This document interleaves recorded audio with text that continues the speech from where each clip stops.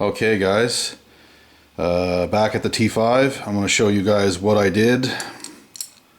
This is the stock counter gear retaining plate. It is very thin, very thin. It's not strong at all. Look at the one I replaced it with. She is a big beefy bugger. It's made out of steel.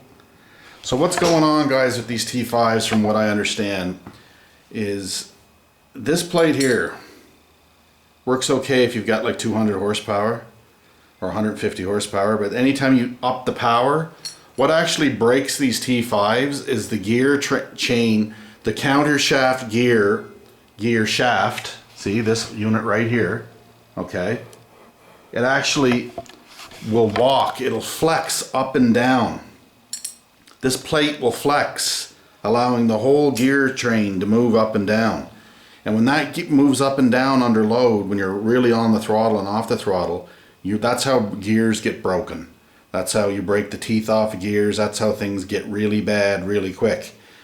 So what did I bought was an upgraded countershaft gear billet piece here. It's solid steel, really heavy duty, okay? And it comes with shim kits. Okay, here's the stock factory shim that came out of it. It's a really thick bugger. So when this was installed with this OEM plate, you could take this gear train and you could rock it back and forth, and there was some end play. So what I've done is I'm trying to figure out what spacers or what thickness shims I need to get the end play out of it and have a slight amount of drag. So I guessed it first time, believe it or not. I used a 2mm shim, and I used two 60mm shims, and the end play is perfect. I'll show you. When you grab a hold of the transmission here, before, when I grabbed the shaft and pulled on it, you could hear a clunking noise. You can't hear nothing now. That was just the bench. All the end play is out of it, and there's a slight amount of drag. Just a slight amount of drag on the shaft. That's about perfect right there. I could go a little more, but there's no need because the end play is removed. That's what you're trying to do, is get that end play out. Okay, you don't want any end play in there. So I'm pulling on this really hard. There's no end play in that shaft at all. So that is one of the major things you can do to a T5 that's going to increase the strength and the durability. Now, one other thing you want to keep in mind. These plates, these billet plates, they're not all made equally, apparently. Okay, now again, I'm telling you what I've read. I don't know, I'm just checking it out here. Sometimes they're machined too thick and they interfere with the fifth gear. So we're going to check that out. There's fifth gear. So let's put this back on and just see if it turns freely or if it hits the bottom of that back of that plate and we got a problem. So it should go all the way in and should go right to the very edge. I don't know if you can see that, but it should go in past here. The little lip there should go past that. Now when we move fifth gear like that, it ought to turn freely. It ought not to bind up anywhere, and it's not. It's perfect, man. Absolutely perfect. So anyway, that's what you want. That's what you're looking for. Doesn't bind, doesn't rub. Okay, so that's success right there.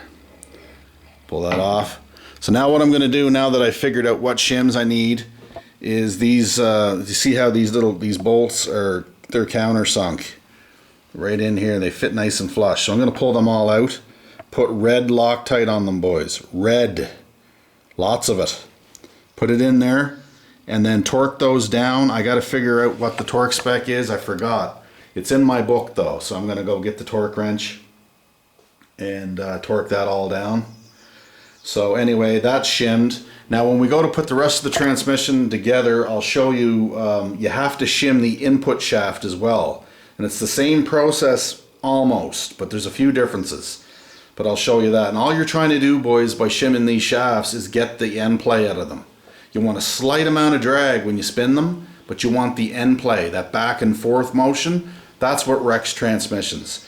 Just these two modifications alone will beef this T5 up to the point where it'll handle probably 400 horsepower or more. Not that we're pushing that much, but we'll be up there. But anyway, stay tuned. There'll be part 3 and 4 probably. And I probably won't film me putting it back in the truck unless that's something you might want to see. But like I told you, I do have to wait for a new steel bearing retainer, because this one here is, you know, it's pretty much done. It's pooched.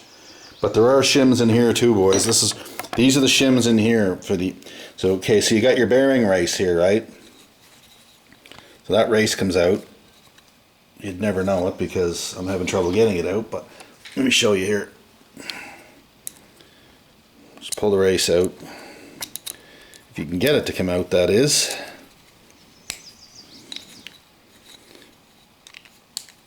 There. Just stuck a little bit. Come on, baby. Anyway, can't get it out, but you pull this race out, and there's shims in behind there, shim stock, similar to what was on the other gear. And the good news is, boys, is that the forks are friggin' awesome. No bends, no breaks, nothing. So these little pads here, I have those. I'm going to replace all those, as well as the one on 5th gear. There's little fork pads right here on the 5th gear one. We'll replace those as well. Anyway, thumbs up for War Amps. Stay classy.